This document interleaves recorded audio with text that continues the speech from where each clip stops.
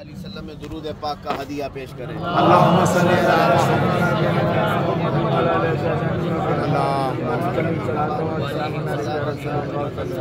ابدا۔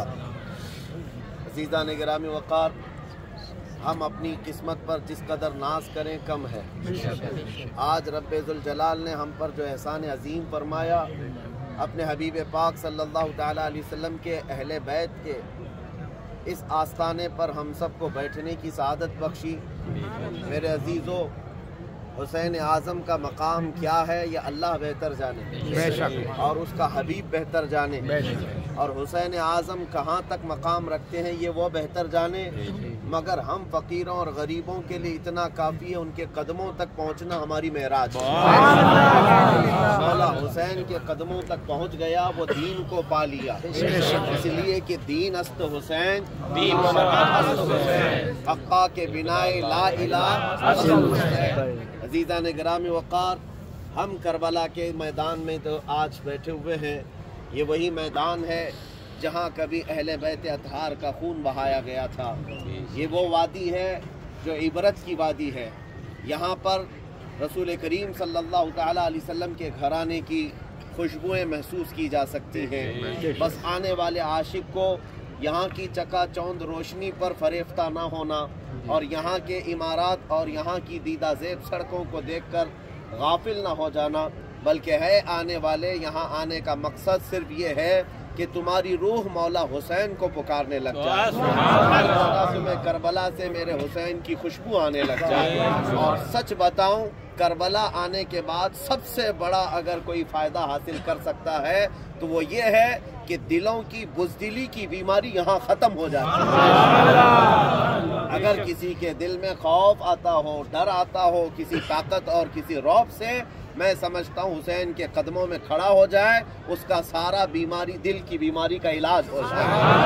اس لیے کہ ان سے بڑا شجاعت والا، ان سے بڑا بہادر کون دیکھا ہے دنیا میں؟ کون دیکھا ہے دنیا میں جو 22,000 کے سامنے 72 لوگوں کو لے کر کھڑا رہے گا؟ جس قافلے میں 80-82 لوگ ہوں یا 72 لوگ ہوں اور سامنے لشکر جرار ہو، تب بھی مولا حسین کی نہ نماز قضا ہے نہ دعا قضا ہے، اور خیموں میں پانی بند ہے، کھانا بند ہے، بچوں کو بلکتا تڑپتا دیکھ کر کے بھی وہ کیسی استقامت تھی مولا حسین آپ کی، کیسا جذبہ تھا آپ کا کہ آپ کو بچوں کی چیخ نے نہیں خاموش کرایا، اور نہ ہی آپ کے گھر کی بھوک اور پیاس نے آپ کو غفلت میں لے جانے کی کوشش کی۔ نہیں، ہر ستم گوارا ہے، ہر مصیبت گوارا ہے، بس رسول اللہ کی شریعت سلامت رہے۔ یہ میرے حسین کا جذبہ تھا۔ یہاں آنے والے ہر زائر کو یہی چاہیے کہ وہ یہ درس اور یہ عبرت اور یہ جذبہ یہاں سے لے کر کے جائے۔ میرے عزیزوں، وہ دین کا کام کرنے والا کیسے ہو سکتا ہے جو چھوٹی چھوٹی مصیبتوں میں بلبلوں کی طرح بھڑک کر کے نکل جائے، اور آنے والی چھوٹی آفتوں پر گھبرا کر کے اپنا گھر چھوڑ کر بھاگ جائے، اپنا چہرہ چھپا کر کے پھرنے لگ جائے؟ نہیں، اگر دین سیکھنا ہے تو حسین اعظم کے گھرانے سے سیکھو۔ دین کس کو کہا جاتا ہے؟ استقامت کا نام ہے۔ آج حالات اس قدر تناؤ کے شکار ہیں، پوری دنیا کی نگاہیں آج غزہ کے، فلسطین کے ان مظلوم مسلمانوں کی طرف ہیں، اور دنیا کچھ تماشا کر رہی ہوگی اور کچھ لوگ آنسو بہا رہے ہوں گے۔ ہم لوگ ان کے درد میں ساتھ کھڑے ہیں، ان پر اڑنے والے میزائل، ان پر بم برسانے والی طاقتوں کو دیکھ رہے ہیں۔ کچھ کیڑے مکوڑے خوشیاں منا رہے ہوں گے، ان نہتے بچوں کو مارا جا رہا ہے، نوجوانوں کو کاٹا جا رہا ہے، عورتوں کی عزت ختم کی جا رہی ہے، وہ دنیا خوشیاں منا رہی ہوگی۔ یہی حال میدان کربلا میں کچھ یزیدیوں کی خوشیوں کا تھا۔ میرے عزیزو، آج سے 1400 سال پہلے اس میدان کربلا میں 22,000 کا لشکر جرار، یزیدی لشکر، جب خون حسین کو دیکھ رہے تھے یا مولا حسین کے گھرانے کے بچوں کو قتل ہوتا دیکھ رہے تھے، اسی طرح کی خوشیاں منا رہے تھے جس طرح آج اسرائیل کے ساتھ کھڑے ہوئے یزیدی خوشیاں منا رہے ہیں۔ لیکن میں آپ کو بتاتا ہوں، اس जालिम इजराइल का हशर भी वही होगा जो यजीदी फितरत का वही होगा जो यजीद का हुआ और यजीद के चेलों का हुआ। मैं पूछना चाहता हूँ 22,000 का वो लश्कर जर्रार यहाँ जो करबला में हुसैन से टकराने आया था और बज़ाहिर उनको लगा था हमने टुकड़े कर दिए, हमने मार दिए और इनका सर नेज़े पर लगा करके हमने फतह का जश्न मनाया, मगर करबला में आने वाले हर ज़ाहिर जरा सर उठा करके देखना उस हसीन गुंबद की तरफ और फिर अपने दिल से पूछना कि 22,000 का लश्कर बादशाह था कि ये बादशाह?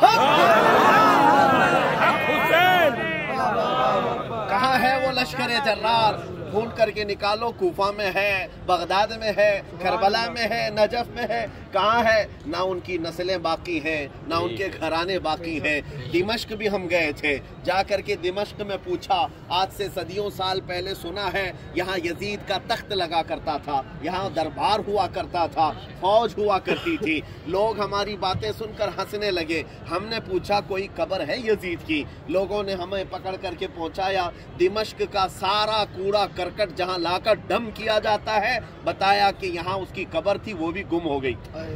जहां कुत्ते पेशाब करते हैं, जहां सारा कूड़ा करकट लाकर डाला जाता है, गुम हो गई। अरे वो बादशाह के तख्त पर बैठा हुआ और जुल्म की दास्तान लिखने वाला यजीद, जिसकी कब्र ढूंढने पर कचरे में भी ना मिले। अब मैं पूछना चाहता हूँ, बज़ाहिर दुनिया ने तो देखा था बच्चे किसके कटे? मेरे हुसैन के। जान किसकी ली गई है? हुसैन की। किसको तड़पाया गया? हुसैन आज़म को। लेकिन आज ही नहीं, 14 सदियां गुजर गए। अंदर जाओ आस्थाने पर, उस मज़ार अक़दस के पास देखना जहां नोटों की गड्डियां डाली जाती हैं, वहीं अपनी हाजात की चिट्ठियां भी डाली अपनी हाजात की चिट्ठियां भी डाली जाती हैं। और ये आज का मामूल नहीं है, सदियों से चला आ रहा है। यहाँ पहुंचने पर किसी को पकड़ करके पूछना चिट्ठियां क्यों डाली जाती हैं? आने वाला ज़ाहिर कहता है घर में कोई बीमार है तो हम लिख करके डाल देते हैं, किसी की तिजारत नहीं है तो लिख कर डाल देते हैं।